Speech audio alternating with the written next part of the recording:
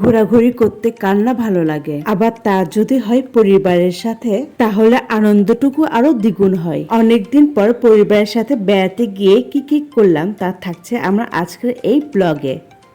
আসসালামু আলাইকুম, সবাই কেমন আছেন? বেড়াতে যাওয়ার কথা শুনলে সব মেয়েরা একটু সুন্দর করে সাজগুজ করে। আমরা সবাই রেডি হয়ে একসাথে বেড়াতে যাচ্ছি। কোথায় যাচ্ছি তা জানতে হলে পুরো ভিডিওটির সঙ্গে থাকুন। একঘেয়েমি জীবন থেকে একটু ভিন্নতা আর মনটাকে সতেজ ও প্রফুল্ল রাখার জন্য সবারই উচিত পরিবারের সাথে সপ্তাহে বা তা না পারলে মাসে অন্তত একবার হলেও ঘোরাঘুরি করা।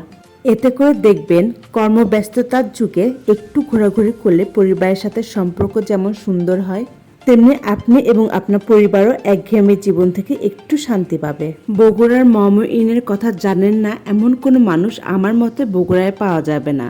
আমি আজকে গিয়েছি মমইন হোটেল থেকে একটু দূরে টিএমএস বিনোদন জগতে।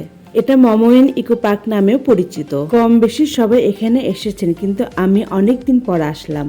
এখানে অনেক নতুন করে সাজিয়েছে। আমার ছেলে এই রাইডে ওঠার জন্য জিদ লাগে, এর জন্য আমরা টিকিট কেটে ওকে উঠিয়ে দিই, কিন্তু ওঠার পর সে অনেক ভয় করে। আপনাদের সুবিধার জন্য বলছি, এই রাইডের মূল্য 100 টাকা। এই বিনোদন পার্ক অনেক বড়।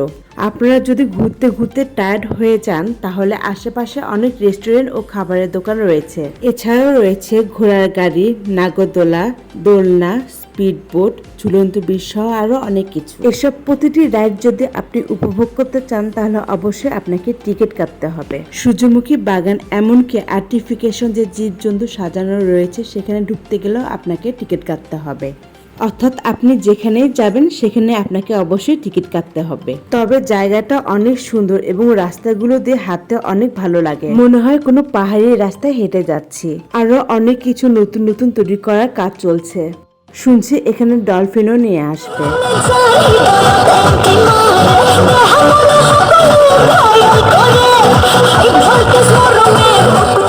আমার মতো যাদের বাচ্চা কাচ্চা আছে তাদের সুবিধার জন্য বলছি, আপনারা শান্তিমতো ঘুরতে চাইলে অবশ্যই অনেক টাকা পয়সা নিয়ে আসবেন এখানে ঘোরার জন্য। কথায় কথায় বলতে ভুলে গেছি, আপনি যদি সুন্দর এই পার্কে ঢুকতে চান, তাহলে অবশ্যই আপনাকে প্রবেশ মূল্য দিতে হবে। সাইকেল, ছোট অটোরিকশা, ভ্যান, মোটরসাইকেল, বড় অটোরিকশা, মাইক্রোবাস, কার, সিএনজি, মিনি বাস, পিকআপ, বাস, ট্রাক, এসব নিয়ে ভিতরে ঢুকতে চাইলে আপনাকে অবশ্যই প্রবেশ মূল্য দিতে হবে। তবে হেঁটে ঢুকলে আপনাদের কোনো প্রবেশ মূল্য দিতে হবে না, আর হেঁটে পুরো পার্ক ঘোরা কখনো সম্ভব না। ইকো পার্ক ঘোরাঘুরির পর আমরা চলে যাই মমইন হোটেলে।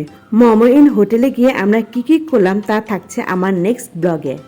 আমার আজকের ব্লগটি আপনাদের কাছে কেমন লেগেছে তা অবশ্যই জানাবেন এবং লাইক, কমেন্ট, শেয়ার দিতে অবশ্যই ভুলবেন না। আজ এ পর্যন্তই, আল্লাহ হাফেজ।